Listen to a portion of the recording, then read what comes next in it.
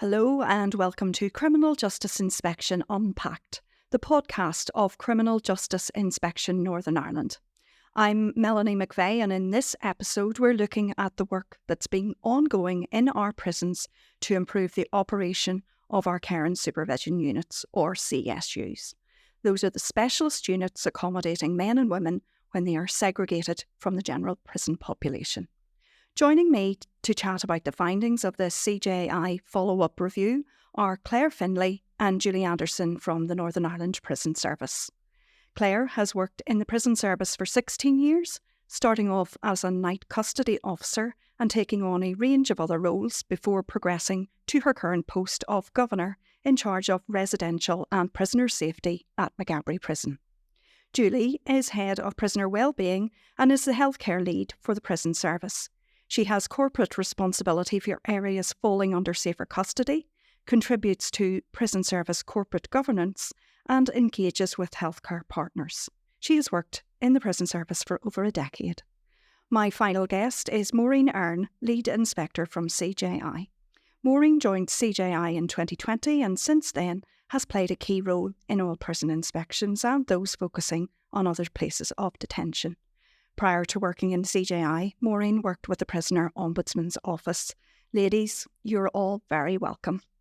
So let's get started by just explaining the background to the follow-up review.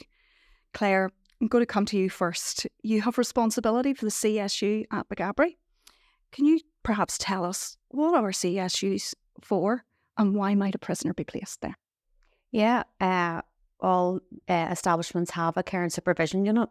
The purpose of the Care and Supervision Unit is to have an area where individuals who are causing disruption to the regime, perhaps a risk to themselves, a risk to others, will be relocated there, and they'll be there for a period of time. Gives us an opportunity to observe their behaviours, observe their risk, and see what support we need to reintegrate them back into normal population. Okay, and what's the process of actually getting somebody into a CSU? There must be a few steps you have to follow. Absolutely. This is led by a management role, so an officer or a senior officer couldn't decide to put an individual there, although they could recommend it. It has to be a governor grade, and that there's just to ensure that we look at the information and we are confident that the need is for them to go there and that they couldn't be relocated somewhere else within the establishment. So it's not something you're doing willingly, it's something that it's a requirement rather than a choice as such. Absolutely. Given an opportunity to manage someone in their normal residential location or perhaps move them to another location. For instance, if somebody had a disagreement or a fight with an individual in a landing, they don't necessarily need to go to the CSU. They do need to have some intervention work done, but they can go to different residential locations. The CSU is the last resort to manage in discipline. Maureen, maybe I can turn to you. CJI initially looked at CSUs in 2021 and then there was a report published the following February. Can you tell us what prompted that piece of work? So the initial review was prompted by concerns that were raised with the then Minister about the treatment and conditions of people in CSU, and the Minister then requested a review of the Chief Inspector. And that review then commenced in the early part of 2021, and we did extensive fieldwork in the prisons. Looked at a range of documentation, sampled files, spoke to managers and staff and prisoners. And we produced, as you say, and published the report then in 2022. CJI regularly does prison inspections. What was different about this particular piece of work?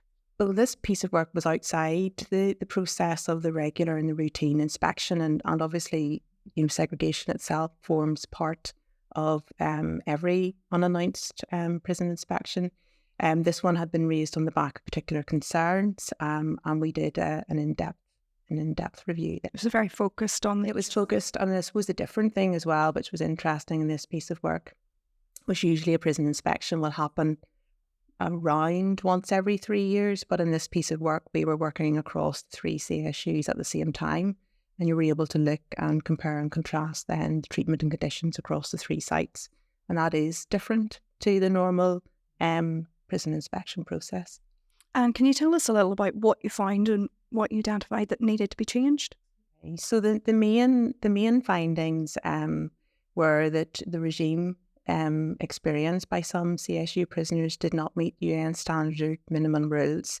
So we find that some prisoners spending too long in their cells within CSU without meaningful human contact. We were also concerned about the lack of oversight and governance around the operation of CSUs. We identified that, and I think it wasn't new to that inspection because it had been identified previously that some people with mental illness were detained in CSUs, not because of their mental illness, but because of the behaviour that resulted in them needing to be segregated from the main population. We also identified opportunities to improve the learning and development for staff who are working in CSUs because they are very challenging places to work, and people present with very complex and challenging behaviours.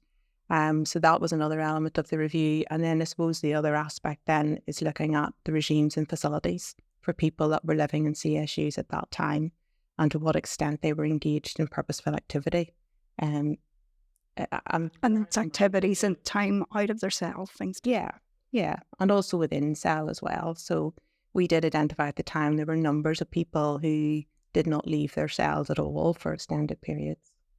So there seemed to be a number of issues that were there.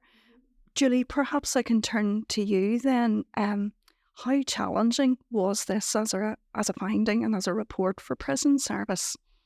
It was an incredibly challenging report, particularly on the back of the work that staff do on a day-on-daily basis. And it's hard sometimes to receive those messages whenever people are doing their level best. The prison service rose to that challenge, however, the report presented.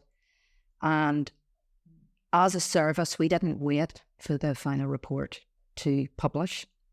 We acted on the draft report, and particularly around the criticisms in the report around the lack of recording and the inability to be able to see the length of time that people had been in the CSU during the day and so on and so forth, and also looking at the monitoring side of it and that.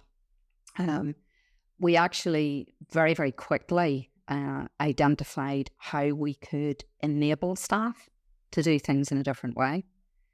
And that resulted in a business case for a new IT solution, a very innovative IT solution that took account of new hardware as well as software that would allow our staff to do that recording in a way that didn't impact on their ability to interact with people, because the balance there is around how do you have all of that recording done and actually do the interaction that you need to do with the prisoners who are held within the CSU. I'll come back to you, if you don't mind, about that IT solution and chat to you a wee bit more about that later on. But Claire, maybe could I turn to you? What about, you were working in the prison at the time.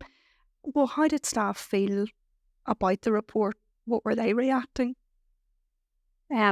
As Julia touched on, whenever you get a report that doesn't read so well, it's very hard to pick staff back up from that, especially when you know that there is a considerable amount of work that had been going on. I had actually just arrived in Maghaberry whenever the initial inspection had happened, and I knew by the questions that they were asking that we needed to act because there was things that we weren't delivering, and that was when people went into the CSU. There could have been education packs sent over if they were engaged, but the teacher wasn't in, and that's where it had stopped. So before we had actually received the report, we had already started to make inroads with what we thought were going to be the challenges coming out of the report. So whenever the report arrived and the staff were feeling, this isn't great, we're doing a lot, it was good for them to actually see, well, we'd taken proactive steps, and we hadn't sat back and waited to hear this is what you're doing wrong. We actually took the time to, look at how we were delivering and what we weren't delivering, and how we could, make the care and supervision more person focused, and that was the direction of travel. So whilst the report wasn't great, it was easier to bring the staff along with us, because I was already able to say that says that we weren't doing, but we actually are doing that now. And, and the staff took pride in taking the area forward. The partners fully engaged with coming into the CSU, because you can imagine if you're a partner and you're told for so many years, well, you can't go into the CSU because that individual's been moved there because of, they've been violent to someone else. But we actually had the facilities in there to manage that. So it was bringing our partners along with us as well to say, this is probably when they need you most. So let's not stop it at the door. And that's where our journey began. So to say that the report wasn't great would probably be an understatement for me, but to say that we had taken it very seriously before the report was published, I'm confident that was our position. Okay. Maureen, so maybe 18 months have passed now. Why was it important for CJI to go back in? I think primarily because of the concerns and issues that were raised, arising from the initial review, and the Chief Inspector at the time had said that she intended to maintain a focus on delivery against the recommendations. And Prison Service is not alone, like a number of other organisations. There's a heavy weight of recommendations coming from different reports.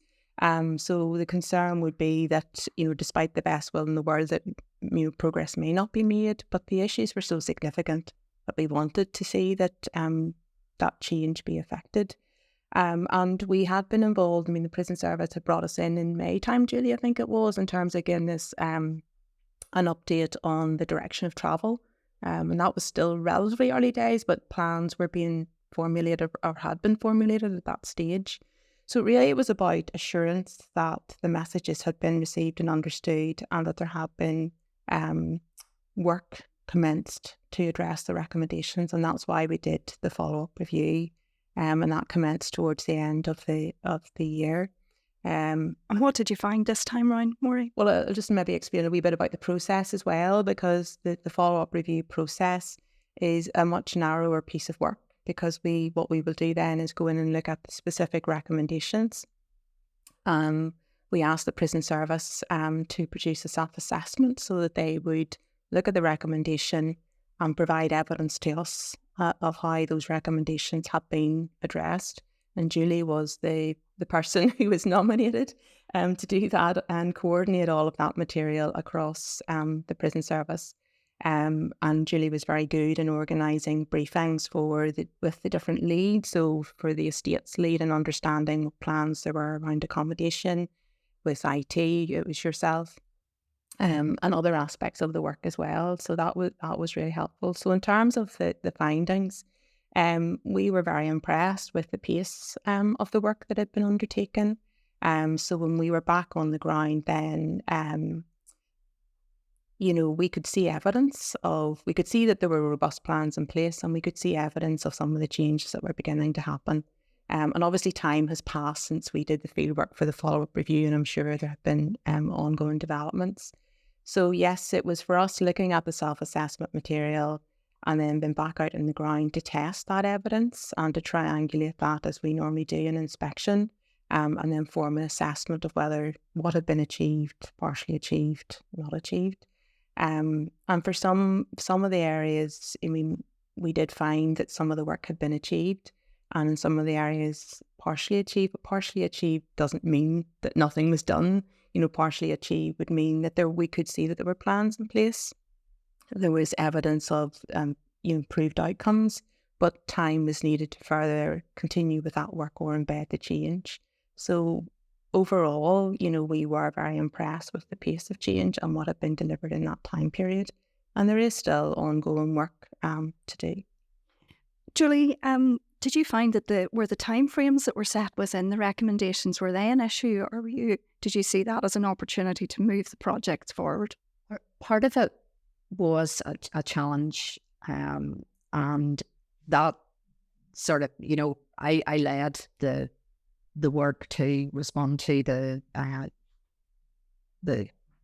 recommendations that were in the report, and some of the some of the recommendations, the timescales that were attached to them just simply were not doable, particularly around, and Maureen had mentioned about the plans for the accommodation works and the yards and so on. And the plans that our architect, Karen Crowley, had drafted up are fabulous. And Maureen and some of the other Sejeni and ATI people that were involved in the follow-up review got the opportunity to see those.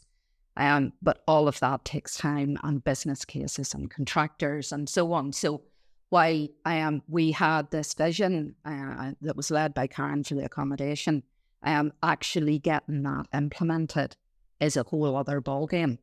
But we have made significant progress in that area as well. In terms of what we could do around enabling staff to do their job, that we did very, very quickly. And in fact, the report was published on the 6th of February 2022.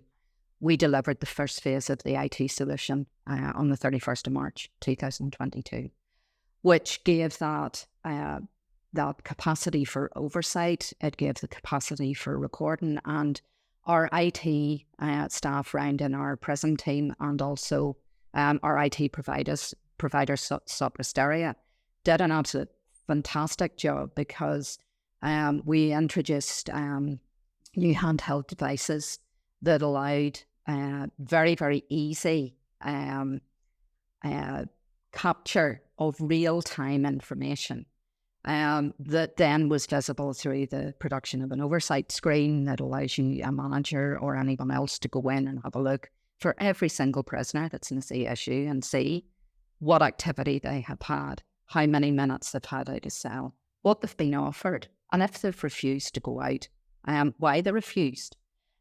So there is a lot of information packed in there that has actually made the job an awful lot easier for our staff, but also for our managers, because things aren't being held in a piece of paper anymore.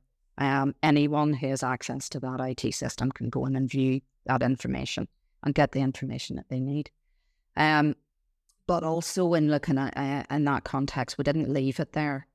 We decided, no, hang on a second, let's go further. So the design principle around that was, let's look at the key business processes that lie with the CSU, and let's digitise what we can.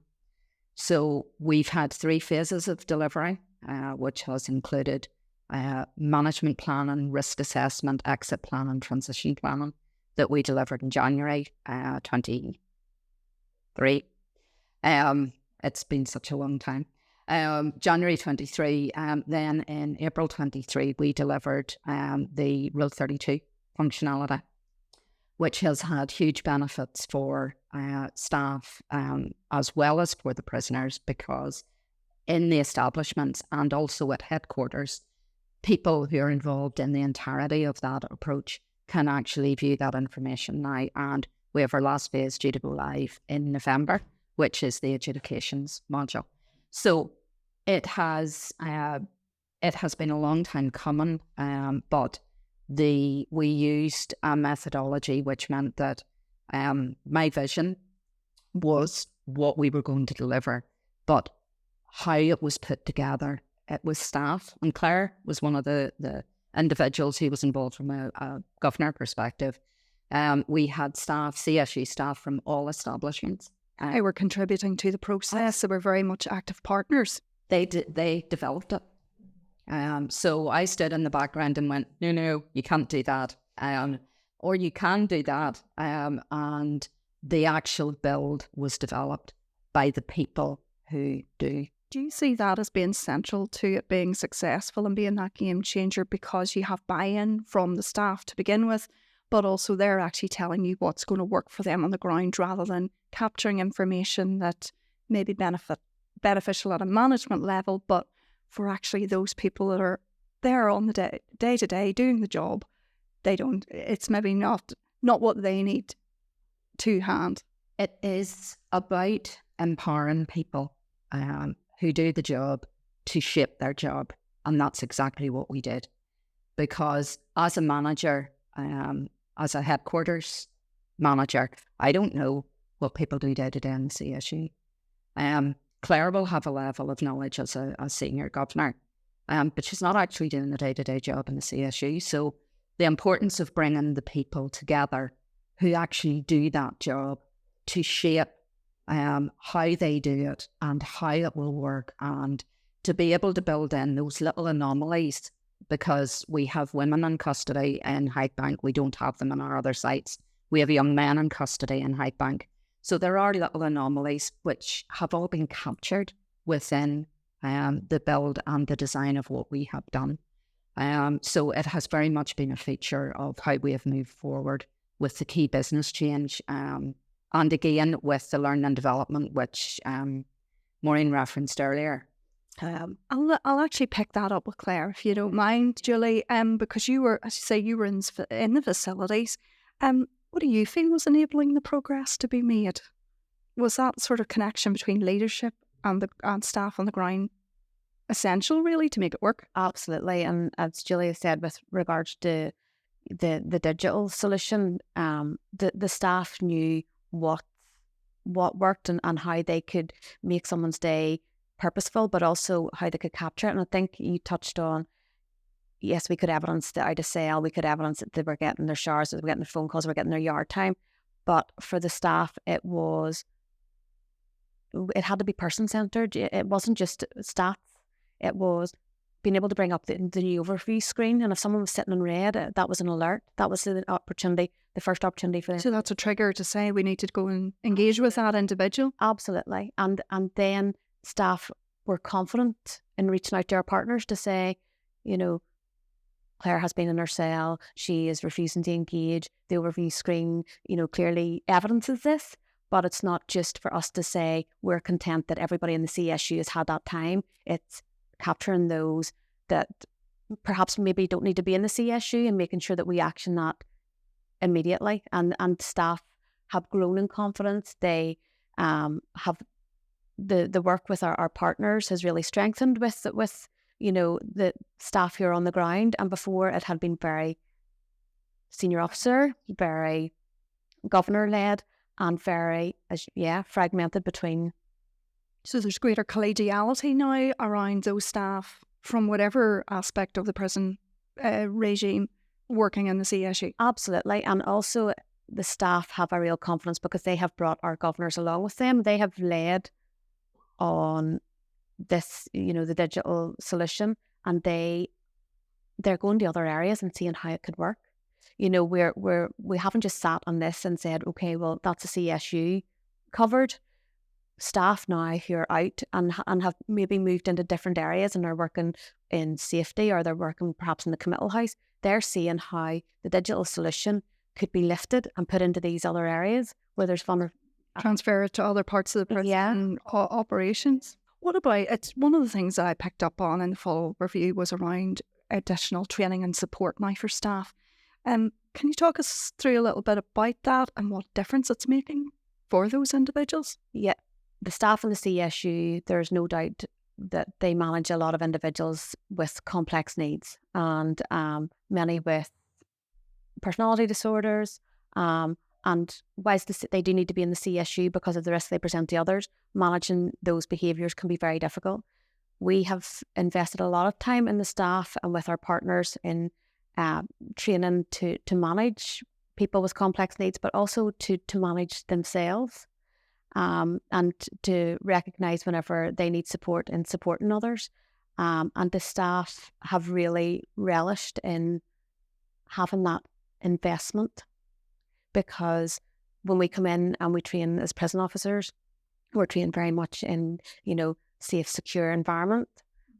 But we're now moving towards the different needs of the ever-changing population that comes in, and recognising that a lot of individuals come in to custody with underlying mental health issues, addiction issues, and having that training. We work very closely with our partners in SET for Lunch and Learn, and they will look at specific areas and manage people with schizophrenia, manage people with personality disorder, looking at triggers, and investing that in our staff is helping them to recognise that, somebody previously may have been thought as, oh, they're just being bad, or, oh, there's no talking to that person. People are now reaching out and saying, do we need to speak to the speech and language therapist? Do we need to get other people involved? Do we recognise traits in their behaviour that, and one size certainly doesn't fit all whenever it comes to people in custody. Well, that's one that we can't lose focus on the people that are actually in CSUs and those that are in custody. What difference have these changes been making for those men and women that are actually placed in the CSU? What differences have you started to see on the ground for them? Well, from a staff point of view, when you look at the people that come into the CSU and those that return, it used to be a revolving door. With the new processes and looking at working closer with our partners, bringing people into the CSU, when we're moving them out and that transition piece, people are settling a lot better back out in general population, because it doesn't stop there. We check in on them, we see that they've been followed up with the referrals and they're getting that continued support. There was a reason that they come into the CSU, so we need to ensure that the processes, while they're there, support them, but also that their support as they go back out into general population. And we have seen a very settled population. We also see people in the CSU for a shorter period of time, because a lot of that work can happen back out in general population. So it's bringing them in, understanding what the risks are, understanding what their need is. And as Julie said, that transition piece. So what can we do whenever they're back out? Because we want them back out as soon as you can, really. Yeah. Okay, well, that's great. That's terrific, ladies. Thanks for explaining that. But I'm going to come back to you now, Maureen, if you don't mind. Why do you think it's important to have the level of transparency that now appears to be available? I think obviously, prisons are a place of detention and your liberty is restricted, and also, and layer on top of that then being segregated from the main prison population. There are obvious safeguards that need to be in place to monitor and have good oversight of that detention, because of the impacts potentially it can have on well-being and mental health and progress through the prison. So it was vitally important, and I do echo, everything that Julie and Claire have said, because when we were on the ground doing the follow-up review, that piece around staff was so important, and the conversations were different, than we had been on the ground the first time round, and people were saying, and challenging, why is that person still here? Do they need to still be here? But also conversations around why that person might, what were the behaviours there? And I think Claire deserves a lot of credit as well in terms of that. You've introduced the weekly overview when you're drilling down into each case, and there's particular oversight, looking and saying, okay, where are they at? What are we doing? What's the plan for the future? Who do we need to get round this table to engage with that person? And sometimes it was working well, and sometimes, it wasn't, but you kept going at that. So yeah, I think, ideally, what you want is people living in the main population and not segregated from their peers. And we saw a lot of good progress that had been made. We haven't touched so much around purposeful activity, but, we did see examples now. One of the recommendations dealt with where people were, once they went to CSU, and Claire mentioned this earlier, a lot of activity actually stopped because they had been segregated. But we did see examples now where learning and skills were being routinely notified that someone had been relocated to CSU, and teachers were on the ground in CSU on a weekly basis, picking up on all individuals, not just those that were engaged previously in learning and skills.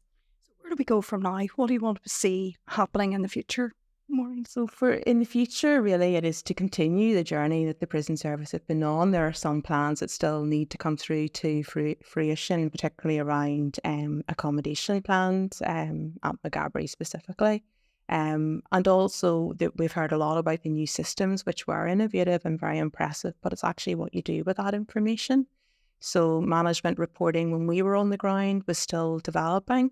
So it's really how that information is used to safeguard individuals and monitor their detention in CSUs, but also to improve service delivery. So I'd like to see that journey continuing. And also, around, Claire mentioned around person-centred care, I suppose it's cautioning people to where you have a system on a computer that it doesn't become tick boxy.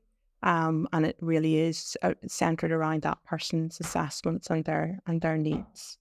And really, I suppose, the other piece of work that Julie led on was around the development of the operational framework to give that visibility around, what are CSUs there for, what are the principles that underpin it, and what do we want to achieve. So there were measures as part of that plan in terms of what are we actually achieving. So there's a lot of activity and work has been completed, but what is it achieving? And I just make one final, because we haven't really mentioned it up to now, but I think the other good piece as well is a lot of good feedback from staff when we were on the ground. The prisoner experience was different when we were back on the ground. So they were reporting a better experience of having been in CSU. So that was very positive to hear as well. That evidence base was now available. Well, ladies, I'll turn back to both of you, and I suppose it's a challenge for both aspects on the ground and headquarters staff. How do you maintain this positive progress, and is that going to be a challenge for prison service? Well, if I maybe come in first on that, Claire has talked about some of the development that staff have had. The underpinning point for moving forward with the staff development was the completion of a learning needs analysis. And there have been a number of new training products that have been introduced as a result of that, bespoke training products that only exist in the Northern Ireland Prison Service. For example, psychological first aid training has been developed specifically for our staff and delivered, which doesn't exist anywhere. Also specific training around human rights, but specific to the CSU. So there has been a large focus on opening staff's minds to looking at things in a different way. And the feedback, which was delivered by one of our partners in Ulster University on the human rights aspect, for example, the feedback from it was absolutely fabulous because the staff were so engaged and actually just giving people that opportunity to be away from the prison for a day in Ulster University. Hearing these messages and having those conversations is incredibly important. But development, people should never stop developing. Lifelong learning, I'm a massive fan of. And there is more that we can do that presents a challenge for us organisationally, because we've had this huge increase in the prisoner population. Our staff are stretched, so the capacity to release people to complete training activities and that is reduced within the operational context. So looking for different ways to actually deliver that to ensure that people are upskilled. And there's all sorts of different ways that you can learn something, which doesn't necessarily mean bringing people out into a training room. And as far as the Maureen had picked up on the, so what are we all doing with this information? We have our strategic Safer Custody Steering Committee, and the scrutinisation from an organisational perspective is focused at that particular meeting now. Care and Supervision Unit, that's where it happens. We have introduced, because actually the voice of the people in custody, the people who are being held in the CSU is very important in all of this. So we've just introduced as one of the performance measures under the CSU framework, a really tight questionnaire that people will complete whenever they have finished their stay in the CSU. It's tight. There's only 10 questions that are asked within it, and it's done in a very simple, easy way for people to be able to give that contribution. So we've only introduced that just from the 1st of September, and that the outcomes from that or outputs from that will be reported into the Safer Custody Steering Committee, which will give us that oversight of what's working well, what do we need to do better or do we need to do differently, and is it appropriate that we do it differently? All of those sorts of questions will be dealt with at that particular forum from corporate perspective. So there's an appetite for continued learning and continued development within the organisation. Absolutely. Julia touched on it, and we have invested a lot of time with the staff here in the CSU, but we also recognise that with the ever-changing population, that basic training for the staff coming through, and there has been pieces of training that have been now incorporated into the basic training for staff, psychological first aid, different training programs that Julia has introduced to try and inform our staff whenever they arrive that they're not just managing people that have committed a crime, broke the law, and are in our care. We're actually managing very complex needs and giving them that awareness of what they are coming in, the environment that they're coming in to work and support people. Just you've touched there on further developments. There is work Is there work ongoing to address those recommendations? There's elements that need still to be completed. There is, and I think one of the things that's important to say, because Claire and I both are here from the Northern Ireland Prison Service, there's more than the Northern Ireland Prison Service involved in this. So South Eastern Trust are key partners, as are Belfast Med and their partners up in the Northwest Regional College as well. Exactly. So, it's not just about the prison service delivering, it's about our partners having to step up and deliver as well. So where there are elements that are joint, we're working very closely with our partner in that. For elements that aren't, and the principal element that hasn't been delivered yet really is around the accommodation, which I've already spoken about. But you're confident that's still going to progress through to completion? It will, because the funding is there to deliver it. It's those things that you have to get round when you're dealing with accommodation. And the public sector. And contracts and building supplies not actually being available because of the ongoing impact of the pandemic and so on and so forth. But where there's a will, there's a way. And from the Northern Ireland perspective, Northern Ireland Prison Service perspective, we have the will with bells on to make sure that this happens. Maureen, that's good to hear. But what will CJI be doing to monitor progress and just make sure that sort of fatigue that can go with implementing recommendations doesn't occur, and that slippage doesn't start to creep in for reasons maybe within the control or outside of the control of the prison service? Some things, strategic recommendation 2, which was looking at the provision for people with mental illness within custody. That is going to take place over a longer period of time, and one of our observations in the follow-up review was accelerating that in terms of people being removed from custody into more suitable settings. But to come back to your question, yes, we intend to follow up within the context of normal prison inspections going forward because of the degree of progress that has been made here, and obviously we'll be working with our partners in the Regulation and Quality Improvement Authority and with ETI, looking at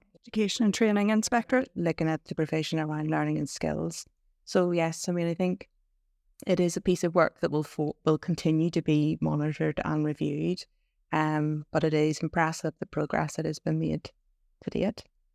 Well, it's encouraging to be hearing those positive messages, particularly in response to what was a challenging report for the organisation with tough messages for those that are working within prison service. So maybe as a final question to all of you, what would you be saying to either the family or friends of prisoners who either are held in a CSU at the moment or may find themselves with a friend or relative in a CSU in the future?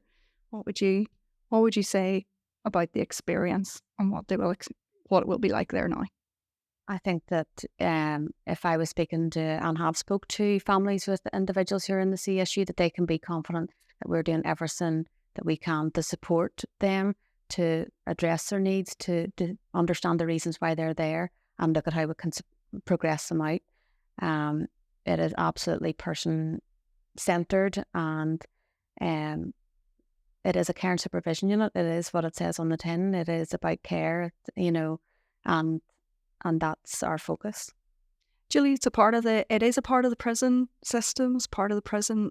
What would you be saying? Is there anything you'd add? Well, what I would say is that this is, again, this is not the prison service doing this on our own. We rely very, very heavily on our key partner agencies, the like of the South Eastern Trust and also the Belfast Met. But there are lots and lots and lots of other people who are involved within, we have our chaplain site.